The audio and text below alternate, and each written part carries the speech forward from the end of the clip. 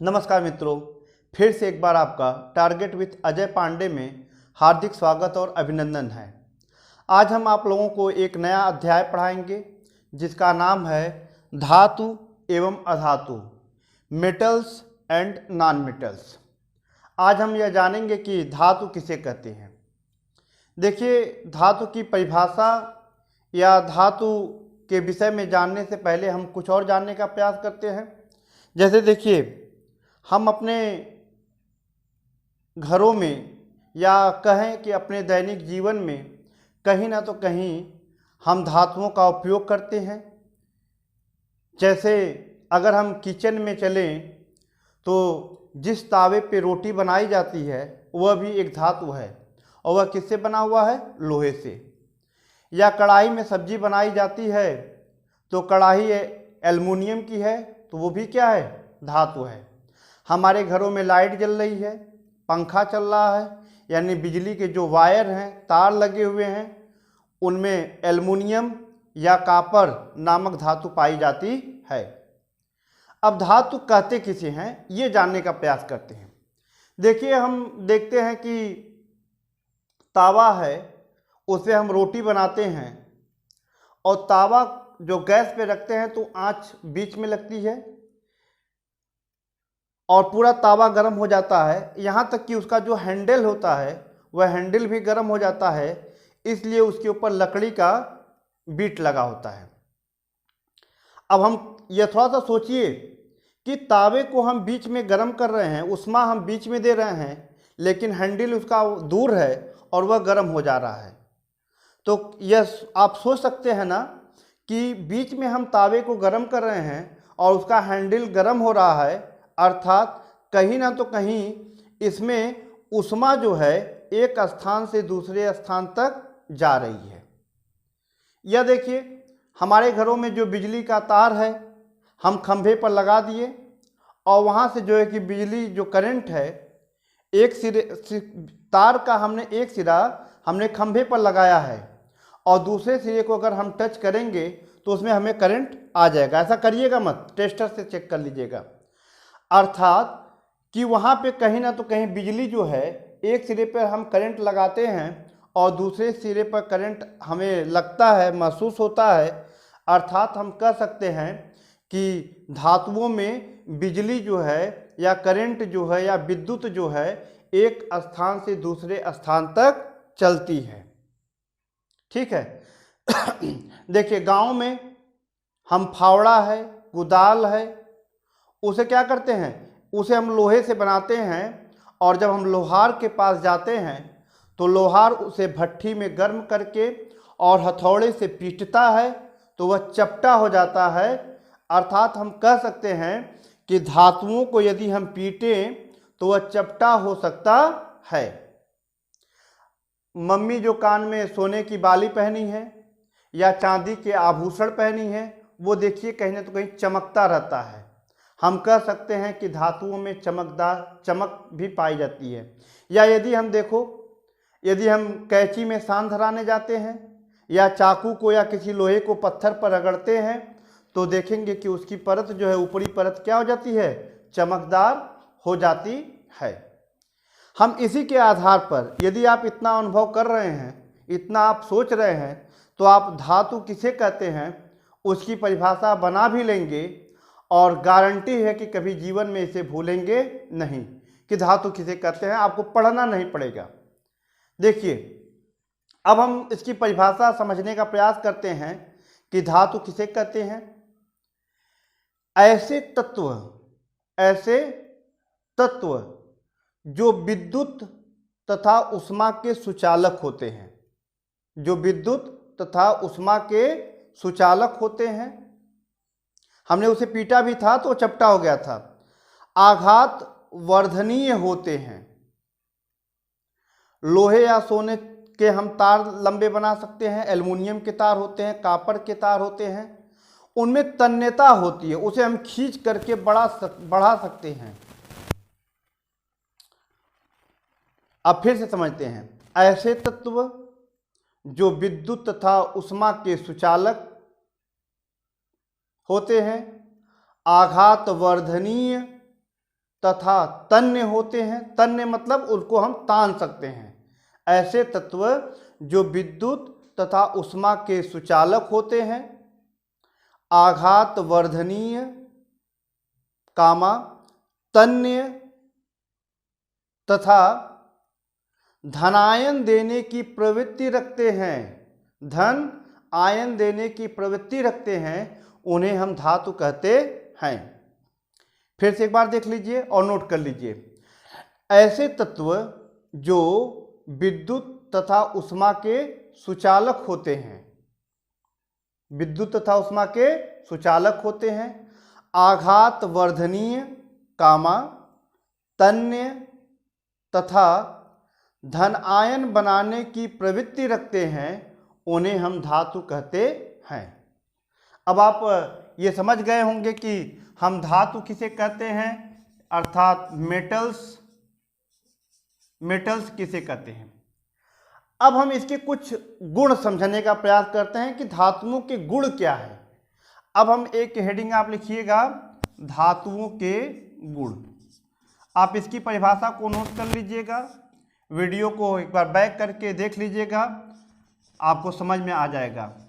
और आपको समझ में आएगा तो आप ज़रूर इसे शेयर करिए, सब्सक्राइब करिए, और बच्चों का फ़ायदा हो, वो भी ज़्यादा से ज़्यादा बच्चे इसे देखें और लाभान्वित हों। यह आपका एक फ्री क्लास होगा, पूरा विज्ञान हम आपको एकदम निःशुल्क देंगे। अब देखिए, इसके हम कुछ गुणों के विषय में समझने का प्रयास करते हैं। जैसे देखिए, अब हम लोहा देखते हैं ना, लोहा क्या है, ठोस है, द्रव है या गैस है। आप देखते हैं लोहा क्या है, ठोस है। एल्युमिनियम क्या है, ठोस है। कॉपर क्या है, ठोस है। तो हम कह सकते हैं इसके गुण के विषय में कि जो सामान्यतः, भाई इसको याद क्या करना है, लोहा ठोस होता है ना, तो आप लिख लो भाई कि लोहा क्या है, ठोस है। लेकिन ये नहीं लिखना है कि लोहा ठोस है। हम कह सकते हैं कि सामान्यतः जो धातुएं होती हैं वह ठोस अवस्था में पाई जाती हैं। लगभग जितनी धातुएं होती हैं वह ठोस अवस्था में पाई जाती हैं। लेकिन देखिए यहीं पे इम्पॉर्टेंट है और ध्यान दीजिएगा, सामान्यतः जितनी भी धातुएं हैं वह ठोस अवस्था में पाई जाती हैं। लेकिन एक धातु है जिसका नाम है मरकरी, जो है Hg, और ये क्या है, मरकरी। आप थर्मामीटर आप देखे होंगे, जो पुराना थर्मामीटर था, अब तो इलेक्ट्रिक आ गया है, जो पुराना थर्मामीटर था उसमें मरकरी पाया जाता है। तो सामान्यतः जितनी भी धातुएं होती हैं वह ठोस अवस्था में पाई जाती हैं। लेकिन मरकरी एक ऐसी धातु है जो हमारे कमरे के ताप पर भी ठोस अवस्था में नहीं पाई जाती है, यह द्रव्य अवस्था में पाई जाती है। अब ऐसा क्यों है कि वह द्रव्य अवस्था में पाई जाती है? देखिए, जो मरकरी है इसका परमाणु क्रमांक होता है 80। कितना होता है? 80। अब इसका जो वैलेंसी इलेक्ट्रॉन होता है, अब हम इसको शॉर्ट में समझने का प्रयास करेंगे, इसको हम विस्तृत एक अलग से वीडियो बना के देंगे। जो मरकरी है इसका परमाणु क्रमांक होता है 80, इसके वैलेंसी इलेक्ट्रॉन भरे होते हैं। यह जल्दी किसी के साथ कोई बंध नहीं बनाता है, या अपने में भी वह बंध नहीं बनाता है, वह दूर दूर रहता है। इस कारण वह कमरे के ताप पर भी वह क्या होता है, लिक्विड स्टेट में या तरल अवस्था में पाया जाता है। तो आप नंबर 1 पहला पॉइंट आप लिखेंगे कि सामान्यतः सभी धातुएं ठोस अवस्था में पाई जाती हैं, लेकिन सामान्यतः सभी धातुएं ठोस अवस्था में पाई जाती हैं, लेकिन मरकरी एक ऐसी धातु है, लेकिन मरकरी रूम टेम्परेचर पर, कमरे के तापमान पर भी द्रव्य अवस्था में पाई जाती है। नंबर 1 पॉइंट आप समझ गए होंगे।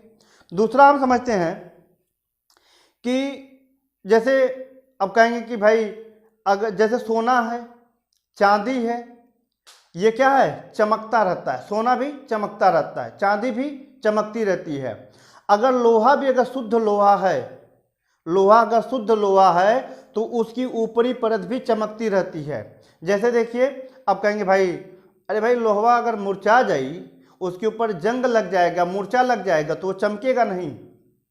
अगर उसको हम खूब रगड़े किसी पत्थर पर, तो देखेंगे कि वह भी चमकने, उसकी ऊपरी सतह भी चमकने लगेगी। तो हम कह सकते हैं सोना भी एक धातु है, चांदी भी एक धातु है, लोहा भी एक धातु है। तो हम कह सकते हैं कि धातुओं की जो ऊपरी सतह होती है, शुद्ध धातु की ऊपरी सतह चमकदार होती है, या शुद्ध धातुओं की सतह चमकदार होती है। दूसरा पॉइंट हम लिख लेंगे कि शुद्ध धातुओं की सतह चमकदार होती है, जिसे हम धात्विक चमक, जिसे हम धात्विक चमक, जिसे हम धात्विक चमक या मेटलिक लस्टर कहते हैं। क्या कहेंगे? मेटलिक लस्टर या मेटलिक लस्टर कहेंगे। ये मेटलिक लस्टर कहते हैं, सॉरी, ठीक है। तो धातुओं की सतह चमकदार होती है, और कौन सी धातु? जो शुद्ध धातु होती है। नंबर तीसरा हम लिखेंगे या जानेंगे, देखिए सामान्य जो धातुएं होती हैं, सामान्यतः जो धातुएं होती हैं वह ठोस अवस्था में होती हैं, लेकिन इन धातुओं की जो ठोसपन है वह अलग अलग धातुओं की जो ठोस है या दृढ़ता है वह अलग अलग होती है, या उनकी कठोरता अलग अलग होती है। जैसे देखिए कुछ धातुएं हैं, मतलब कि सामान्यतः सभी धातुएं कठोर होती हैं, लेकिन इनकी अलग अलग धातुओं की कठोरता अलग अलग होती है। जैसे हम बात करेंगे, जैसे आपका एक धातु है सोडियम, जैसे आपका धातु है सोडियम, एक धातु है लिथियम, और दूसरा धातु है पोटेशियम। सोडियम, पोटेशियम, लिथियम, ये जो हैं इनको हम आसानी से चाकू से, ये क्षारीय धातुएं हैं, इन्हें हम आसानी से चाकू से काट सकते हैं। मतलब कि तीसरा पॉइंट हम लिखेंगे कि अलग अलग धातुओं की कठोरता अलग अलग होती है, या भिन्न भिन्न धातुओं की कठोरता अलग अलग होती है। जैसे हम कह सकते हैं कि सोडियम, पोटेशियम, लिथियम धातु जो है क्षारीय धातुएं हैं, और यह बहुत सॉफ्ट होती हैं, मुलायम होती हैं, इन्हें हम आसानी से चाकू से भी काट सकते हैं। ऐसा क्यों है? क्योंकि इनकी जो परमाणु आकार है वह काफ़ी बड़ा होता है। चाहे वह सोडियम हो, चाहे पोटेशियम हो, चाहे वह लिथियम हो, इनका जो परमाणु आकार काफ़ी बड़ा होता है, जिसके कारण वह एक दूसरे से मजबूती से बंध बना करके नहीं जुड़ पाते हैं। ये जो है इनका परमाणु आकार काफ़ी बड़ा होता है, जिसके कारण वह एक दूसरे से मजबूती से बंध बना करके नहीं जुड़ पाते हैं, जिसके कारण ये ठोस नहीं होते हैं, ये मुलायम होते हैं, और इनको हम आसानी से चाकू से काट सकते हैं। तो हम तीसरा पॉइंट लिखेंगे कि अलग अलग धातुओं की कठोरता अलग अलग होती है। जैसे सोडियम, पोटेशियम और लिथियम को हम, ये इतने सॉफ्ट होते हैं, इतने मुलायम होते हैं कि इन्हें हम चाकू से भी काट सकते हैं। ठीक है, आपको उम्मीद है कि समझ में आ रहा होगा। अगला हम पढ़ेंगे कि देखिए जो धातुएं होती हैं, जैसे अभी हमने आपको बताया कि जैसे गांव में फावड़ा है, कुदाल है, या वैसे अगर हम एक सीख ही लें, लोहे की सीख या लोहे की रॉड, और उसको हम हथौड़े से पीटें तो हम देखेंगे कि वह चपटी हो जाती हैं। वह क्या हो जाती हैं? चपटी हो जाती हैं। जैसे देखिए एक पत्थर है, अगर उसे हम हथौड़े से पीटे तो वह क्या हो जाएगा? फूट जाएगा, वह फूट जाएगा, बिखर जाएगा। लेकिन यदि कोई धातु है, उसे हम यदि हथौड़े से हम पीटते हैं तो वह चपटी हो जाती है, वह टूटती नहीं है, वह फूटती नहीं है, वो क्या हो जाती है? चपटी हो जाती है। इसको हम आघात वर्धनीयता कहते हैं। धातुओं के इस गुण को हम क्या कहते हैं? आघात वर्धनीयता कहते हैं, या इसे हम मेलेबिलिटी कहते हैं। तो हम कह सकते हैं कि धातुओं को पीट करके धातुओं को सामान्यतः धातुओं को पीट करके उनकी पतली चद्दर बनाई जा सकती है, अर्थात धातुओं में आघात वर्धनीयता का गुण पाया जाता है। तो अगला पॉइंट आप नोट कर लीजिए कि सामान्यतः धातुओं को पीट करके उनकी पतली चद्दर बनाई जा सकती है, उनकी पतली चद्दर बनाई जा सकती है, इसलिए धातुओं में आघात वर्धनीयता का गुण पाया जाता है। ठीक है, इसीलिए देखिए एल्युमिनियम के बर्तन बनाए जाते हैं, लोहे के बर्तन बनाए जाते हैं, और एल्युमिनियम के बर्तन बनाए जाते हैं, लोहे के बर्तन बनाए जाते हैं। अब यहाँ पे एक प्रश्न पूछा जाता है कि सबसे आघात वर्धनीय धातु कौन सी है? सबसे आघात वर्धनीय क्या है? आघात वर्धनीय हमने लिखाया है, पढ़ा रहे हैं, आघात वर्धनीय। तो ये पूछा जाता है कि सबसे आघात वर्धनीय धातु कौन है, तो वह आपका हो जाएगा सोना और चांदी। सोना और चांदी सबसे आघात वर्धनीय धातु है। ये प्रश्न वैसे भी पूछा जाता है कि सबसे आघात वर्धनीय धातु कौन है, तो सबसे आघात वर्धनीय धातु सोना व चांदी है।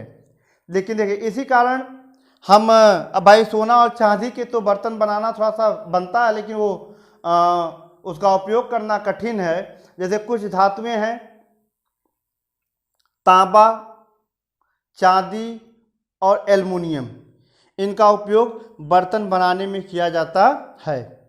अब देखिए अगला पॉइंट जो है कि धातुएं जो होती हैं वह ऊष्मा की सुचालक होती हैं। जैसा कि हमने आपको कहा कि यदि हम एक लोहे की रॉड है और इसके एक सिरे को यदि हम गर्म करेंगे और इसके दूसरे सिरे को हम अगर टच करेंगे, छुएंगे, तो इसका दूसरा सिरा भी गर्म हो जाएगा। तो हम कह सकते हैं कि ये ऊष्मा जो है एक सिरे से दूसरे सिरे तक चलती है। तो जो धातुएं होती है, सामान्यतः जो धातुएं होती हैं वो सभी क्या होती हैं? ऊष्मा की सुचालक होती हैं। तो अगला पॉइंट आप लिखेंगे, धातुएं ऊष्मा की सुचालक होती हैं। तो इसमें अब आप थोड़ा सा क्रम लिख लेंगे ऊष्मा की सुचालकता का। इसमें जो है कि आपका ये Ag जो मतलब सिल्वर चांदी आपका है सबसे ज़्यादा सुचालक है। फिर उसके बाद है कॉपर, फिर एल्युमिनियम। ये कभी कभी आपका क्रम पूछा जाता है कि धातुओं की ऊष्मा सुचालकता का क्रम क्या है, तो आप इसको लिख सकते हैं। सबसे ज़्यादा जल्दी गर्म होता है सिल्वर चांदी, फिर उसके बाद कॉपर और फिर उसके बाद एल्युमिनियम। ठीक है, अब यहाँ पे इसकी कुछ अपवाद भी हैं। जैसे एक धातु है मरकरी, एक धातु, इसके अपवाद आप लिख सकते हैं। एक धातु है मरकरी Hg और एक धातु है लेड Pb। दो धातुएं हैं, एक है आपका मरकरी और एक है आपका लेड। ये जो दोनों धातुएं हैं ये ऊष्मा की कुचालक होती हैं। इसमें ऊष्मा जो है कि संवहन नहीं करता है। लेड और मरकरी क्या होते हैं? ऊष्मा के कुचालक होते हैं। अब ऐसा इसलिए है कि जो धातुएं होती हैं उसमें कोवेलेंट और आयनिक बॉन्ड, जो धातुएं होती हैं उनमें कोवेलेंट और आयनिक बॉन्ड पाए जाते हैं, या तो कोवेलेंट और आयनिक बॉन्ड पाए जाते हैं।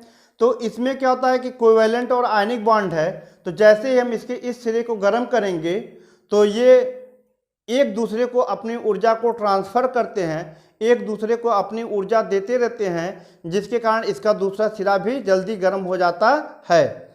लेकिन मरकरी और जो लेड है, या लेड और जो मरकरी है, इसमें थोड़ा सा आयनिक और कोवेलेंट बॉन्ड बहुत अच्छे तरीके से नहीं पाए जाते हैं या नहीं पाए जाते हैं, जिसके कारण ये ऊष्मा की कुचालक होती हैं।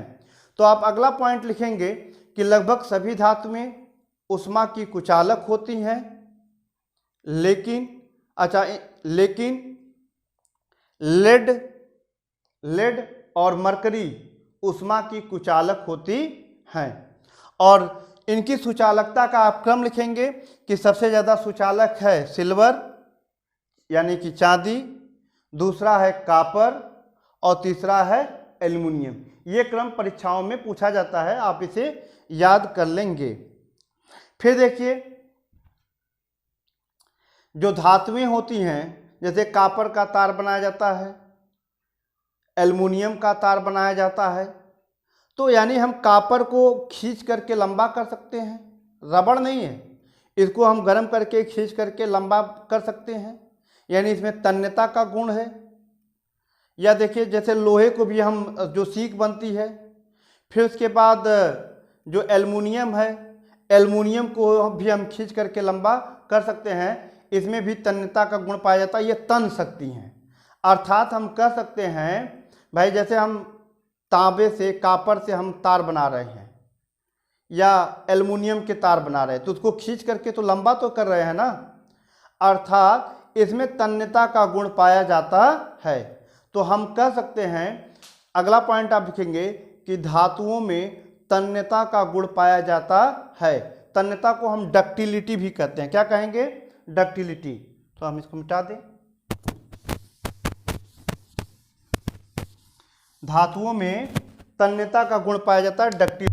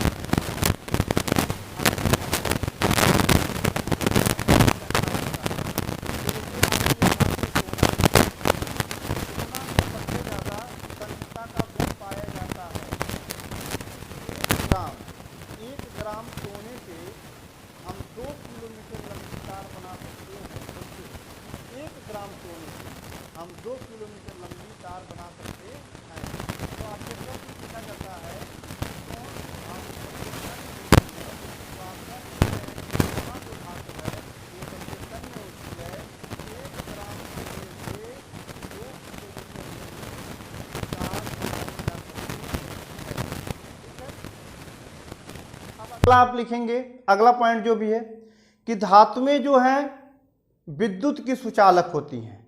भाई तार बनाएंगे तो तार बनाते हैं, देखते हैं कि एक सिरा आपने खंभे में ऐसे लटका दिया और दूसरा सिरा छूइएगा मत, नहीं तो करंट लग जाएगा। और दूसरे सिरे पे जब आप टेस्टर लगाएंगे, दूसरे सिरे पर जब आप टेस्टर लगाते हैं तो वो दूसरा सिरा भी क्या हो जाता है, दूसरा सिरा पे आपको करंट आता है। अर्थात जो धातुएं होती हैं वह विद्युत की सुचालक होती हैं। आप लिख सकते हैं कि धातुएं विद्युत की सुचालक होती हैं। अब इनका क्रम अगर पूछा जाएगा तो यहाँ पे देखिए, आपका सिल्वर सबसे ज़्यादा सुचालक, फिर कॉपर है, फिर उसके बाद एल्युमिनियम है। सबसे अच्छी विद्युत की सुचालकता जो है कि सिल्वर में है, फिर उसके बाद कॉपर में है और फिर उसके बाद एल्युमिनियम में है। अब देखिए फिर अगली बात, सभी लोग स्कूल गए हैं, स्कूल जाते हैं, उसमें घंटी लगाई जाती है। आप देखते हैं कि उस घंटी पर, उस धातु पर हम लकड़ी से मारते हैं या किसी लोहे से मारते हैं तो आवाज़ आती है, या किसी लोहे के ऊपर दूसरा लोहा हम गिराते हैं तो आवाज़ आती है। आवाज़ आती है ना, नहीं तो गिरा के देखिएगा या स्कूल में घंटी ही बजा के देखिएगा। मतलब जिस घंटी में न पढ़ने का मन करे, जाइए घंटी घनघना दीजिए और उसके बाद डंडा पाइए। उधर घंटी घनघनाएंगे तो घंटी बोलेगी और उधर आप डंडा पाएंगे तो आप भी बोलेंगे। देखिए, अगर हम धातुओं पर किसी दूसरी धातु से अथवा किसी लकड़ी से अगर हम मारते हैं या पीटते हैं तो उससे जो है कि आवाज़ उत्पन्न होती है, या दो धातुएं आपस में टकराती हैं तो उनसे आवाज़ उत्पन्न होती है, जिसे हम धात्विक ध्वनि कहते हैं। तो हम अगला पॉइंट लिख सकते हैं कि जब दो धातुएं आपस में टकराती हैं तो आवाज़ उत्पन्न करती है, इस आवाज़ को हम धात्विक ध्वनि भी कहते हैं। ठीक है। और एक चीज़ ये हो गया, समझ गए होंगे आप। देखिए, जैसे अगर हमें धातुओं को गलाना हो, अगर आपको लोहे को गलाना हो तो आपको काफ़ी उष्मा की ज़रूरत पड़ती है। आप देखते हैं कि कुदाल या फावड़ा आप पीटने के लिए लेके जाते हैं लोहार के पास, तो वो क्या करता है, वो कोयले की एक भट्ठी होती है और वहाँ पे उसे खूब सारी ऊष्मा दी जाती है, तब उसके बाद जो है वो लोहा आपका लाल होता है, गलता नहीं है, लाल होता है, थोड़ा सा मुलायम हो जाता है और फिर उसे पीट करके वह उसे चपटा बना देता है या विभिन्न प्रकार के आकार देता है।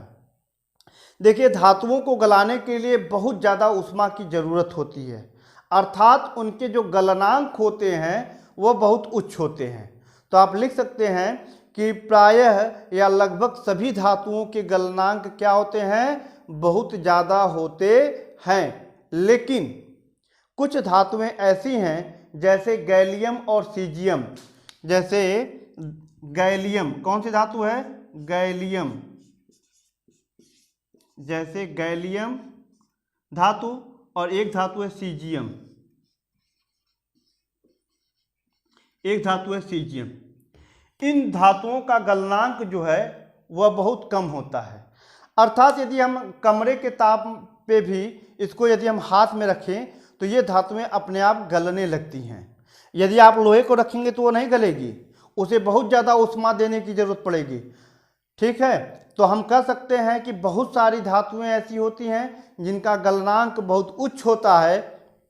लेकिन यहाँ पे दो धातुएं हैं, एक है गैलियम और एक है सीजियम, इनका गलनांक बहुत कम होता है। अगर इनको हम अपने हथेली पे ऐसे रखें तो वो क्या होती हैं, गलने लगती हैं, जैसे बर्फ़ गलने लगता है, जैसे आइसक्रीम गलने लगती है। उसको यदि हम गैलियम और सीजियम को अपने हाथ पे रखेंगे तो वह क्या होगी, हमारे हाथ की ही ऊष्मा से गलने लगती है। तो हम कह सकते हैं कि प्रायः सभी धातुओं का गलनांक बहुत उच्च होता है, लेकिन दो धातुएं गैलियम और सीजियम का गलनांक निम्न होता है, जो हथेली के ताप पर ही गलने लगती हैं। इस तरह से हमने धातु को समझने का प्रयास किया। धातु किसे कहते हैं, धातु के गुण क्या है वो हम समझे, और हमें उम्मीद है कि आपको समझ में आया होगा। अगर आपको समझ में आया, अगर आपको अच्छा लगा तो आप ज़रूर कमेंट करिए, ज़रूर सब्सक्राइब करिए, लाइक करिए, हमारे उत्साह को बढ़ाइए और ज़्यादा से ज़्यादा बच्चों तक इसे शेयर करिए कि बहुत ज़्यादा से ज़्यादा बच्चे लाभान्वित हों, जो विभिन्न कोचिंगों में फीस देकर पढ़ते हैं, जिनके पास पैसे का अभाव है या नहीं भी है। यदि आपको फ्री में एक अच्छा ज्ञान मिल रहा है तो आप लीजिए और दूसरों तक भी पहुंचाने में हमारी मदद करिए। ज़्यादा से ज़्यादा लोगों को जोड़िए, यही हमारी अपील है, और हमारे मिशन को कामयाब बनाने में हमारी सहायता करिए। अगर आपको वीडियो नहीं भी अच्छी लगी तो आप ज़रूर एक बार हमारी कमियों को कमेंट बॉक्स में कमेंट करिएगा। धन्यवाद।